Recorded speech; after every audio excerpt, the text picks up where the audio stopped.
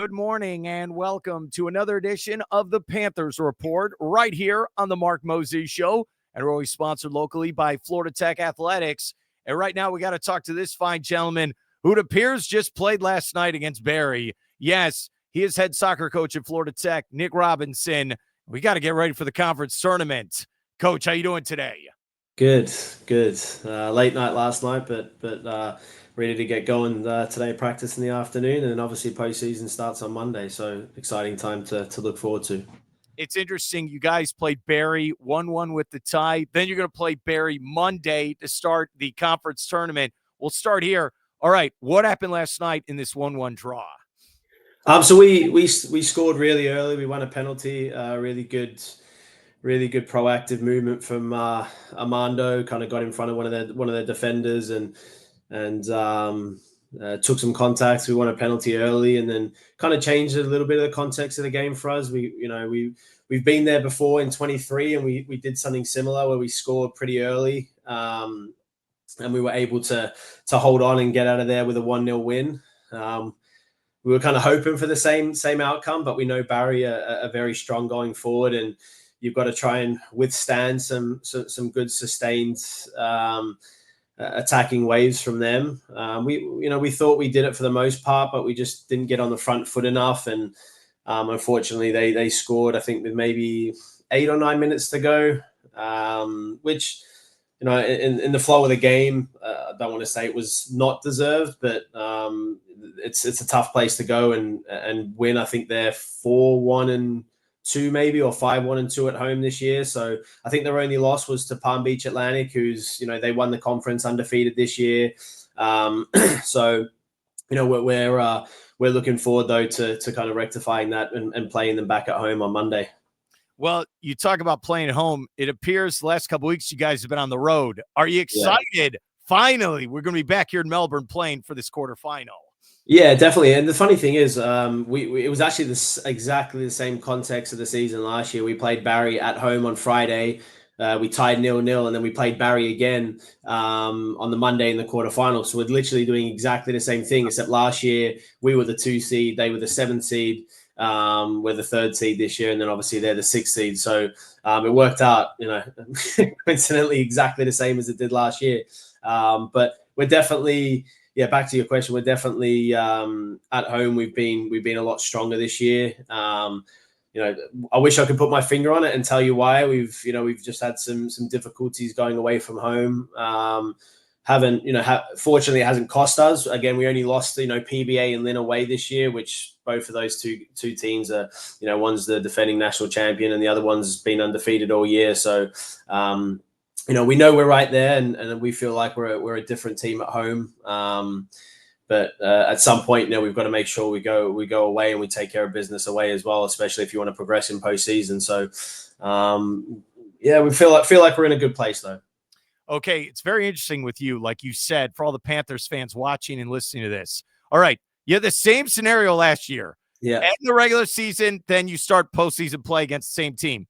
Are you going to approach it the same way now with the same scenario? How are you going to do it from your coaching perspective?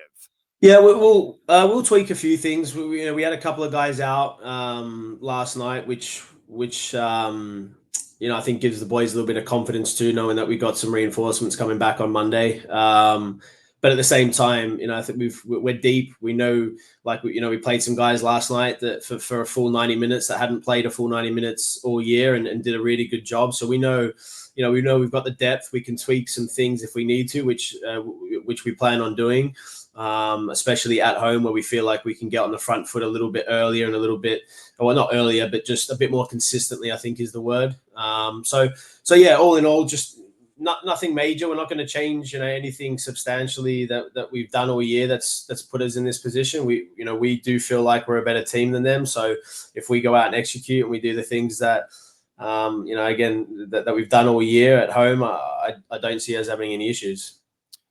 Tell us about Barry then, your scouting report of this team that you've seen many times now.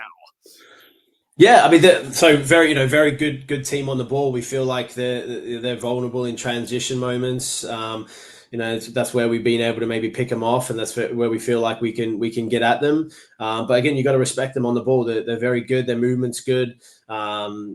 You've got to make sure defensively that you're communicating, you're passing their movements and runners on. And again, we thought we did that for the most part last night, maybe with the exception of that kind of last 20 minutes when we tired. But again, it's 90 minutes, right? You've got to see out the entire 90 minutes against a team that wants to have the ball, that wants to be expansive, wants to open you up, wants to create those spaces in the middle. So we just got to make sure we get those little elements right, I think, on Monday. And if we do that, we definitely we're confident. I know the last couple months, this regular season, you have that routine. All right, we're going to play once, maybe twice a week. We got practice. They're going to class. Yeah. How do you approach it now with your players where, we play Monday, then we might have to turn around and play right away? How do you do that, Coach? Yeah, when you're in the rhythm, for me, and when I was a player too, you get used to that, game every 3 days or game every 4 days. So I don't think it plays, too much of a change mentally. I think the biggest thing is just the physical recovery, right? So for us, we've gone Wednesday, Saturday for I think 7 weeks straight. This was the first break we had for 8 days. So we played Lynn last Wednesday, and we finally had a nice little break between Lynn on Wednesday night and Barry on Thursday.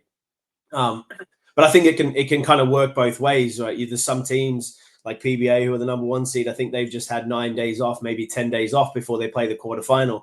I think when your body's used to, going Wednesday, Saturday, yes, you're going to be banged up. Yes, you're going to be a little bit fatigued, but I think it just becomes a constant, right? Your body's used to it mentally. You get ready for it. So I'm fine. I think the boys are ready to go. At some point when you get to postseason, adrenaline starts to kick in a little bit too. So, you win or go home, really. I think we're ready. I think the 3 or 4 days, it becomes routine at this point, and you just want to make sure your season continues. Okay, so today we're doing this on a Friday morning. What is practice schedule for you guys heading into Monday for next week? Yeah, so we changed things just a little bit. Normally we have Sunday off, but we can't really take Sunday off, knowing that we play on Monday. So we practice today 3 to 5. Tomorrow we're about midday, so the boys can have a little bit of a sleep in, and then we go Sunday morning just to stay out of the heat a little bit. So we'll go at 9.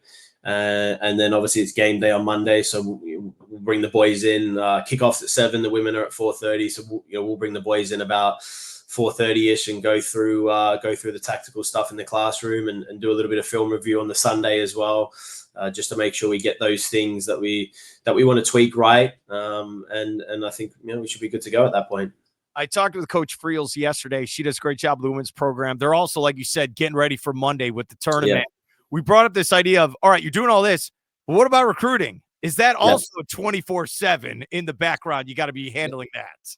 Yeah, it's part of the job, right? It's never ending, really. It's just you rarely can ever switch off, but it's definitely always going on in the background. You want to make sure that you're not missing out on players, and you want to make sure you're still making contact with guys and keeping the open lines of communication going. But at the same time, it's the group that's here right now. They're the priority. They're the guys that have put in the sweat and all the grit over this last 3 months. We've got to make sure that I'd say 99.9% of your focus at this time really is going towards this group of guys here that have earned the right to hopefully for us not just be involved in the postseason for conference, but obviously regionals and making sure we get there as well.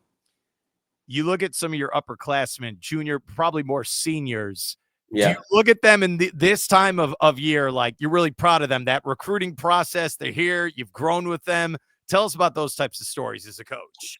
Yeah, we've got obviously Shu, our captain at centre back, who was he was injured last year, a huge part for us. The year before when we had that run to the Final Four, he was he ended up was National Player of the Year. So it doesn't get much bigger than that in terms of individual accolades. He's a huge part of what we do, and we had to change things a little bit last year when he got injured. He's been back. He's played pretty much every minute of every game this year, and he's been fantastic. He's been through those runs in 22 when we went undefeated in the regular season, won the conference tournament. So we still got a handful of guys that have got that experience, that have been through I've just been through what it's like when you transition from the regular season to win or go home type, because you do have to change mentally pretty quickly to grasp that concept and understand that every execution, every second is pivotal. And then, we've got some guys, Logan, local kid from Melbourne who went to O'Galley High School. He's been here with us for 3 years now. He redshirted last year, but, he's made big strides this year. Might not consider himself a leader in terms of being a captain in his communication, but in terms of what he's done for us this year and stepping up on the attacking side, I think I was just trying to look at the stats. I think he's on 6 goals, 2 assists. So he's our second tallied points and second in goals. So, he's won it. It's always nice to see when you've got the local boys that, born and raised in Brevard that wear it with a little bit of pride as well, knowing that it's their hometown team. So we've got some guys like that as well, which is nice to see. We had Max May last night, who was a Vieira grad. He played about 60, 70 minutes. So, we've got a good group. Armando as well, who's been here a long time. He's been a key part for us this year. He kind of grew into the season last year right at the end and started the last 2 or 3 games. So he got a taste of what it was like towards the end of last year. He redshirted his first year in 23 when we went to the Final Four. So he, again, he's had that experience, maybe not as a player, but he was able to be around the team. So we've got a good group that have, still had that success and know what it takes to make sure that we continue that going into this season. Okay. When there's guys coming off the bench like that, do Yeah. you tell them earlier in the day, 5 minutes before? Like, how do you do it where you let them know, all right, you're going tonight for us? Yeah, I think it's real. That's the hard thing about soccer when you compare it to like football and baseball and maybe basketball, right? You don't have the ability to call a timeout and call a set play, right? And then you got the quarterback and you got a slot receiver that's making the exact run, and all those dimensions and movements by a second or an inch make such a big difference, right? And soccer is very instinctual, so you kind of, you've got to evaluate really in that first 5 of 10 minutes of the game. You get a feel for what the opposition's doing, what they're allowing you to do, where they're giving you spaces to maybe move the ball. And then you kind of adjust based on that, right? If they're giving you spaces centrally in tight pockets, then maybe it's time for a number 10 who can drop into those pockets, get on a half turn and is shifty. Or maybe they're giving you spaces in behind where you need someone a little bit quicker to get in behind. So again, it's kind of like almost a game to game thing. Yes, we have an idea and we have a template in the back of our head when we start the game in terms of personnel that we think are going to play a part in that game. But then, sometimes the script completely changes, right? You go 1-0 up in 48 seconds and maybe you get a bit conservative and you don't need to be as expansive, or you go 1-0 down early and then, it's okay, now we need to look at maybe some more attacking options. So yes and no. Loaded question. No, it's okay. I appreciate your honesty with that. All right, let's end with this with Coach. As yes, Florida Tech men's soccer getting ready for the Sunshine State Conference tournament starting Monday, 7 o'clock with the start against Barry. All right, that board behind you. Oh, yeah. See, I know you love this board. We've been looking at it the whole time. Do you look at that board like 5 hours a day? Is that your best friend? I need to know. Definitely a lot. You just, you try and go through some things that you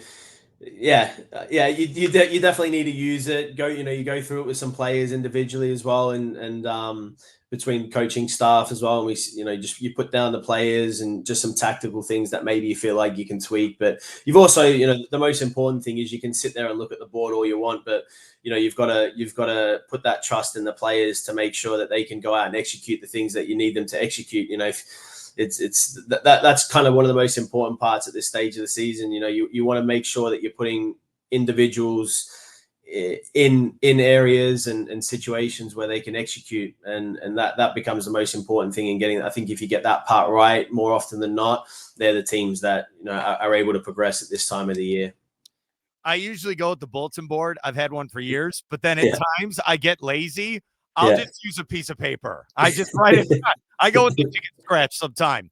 All right, Coach, are you ready for Monday? Definitely. We want to make sure like I said last year, we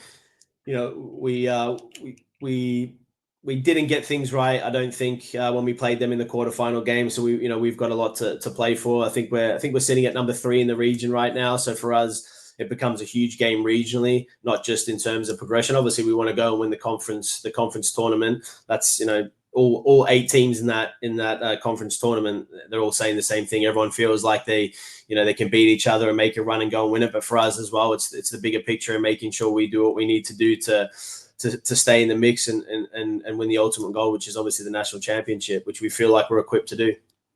Great stuff. Coach Robinson, thank you so much for coming on. Good Thank luck you. in the conference tournament. I hope I can get you on again sometime. Appreciate it, Mark. Thank you.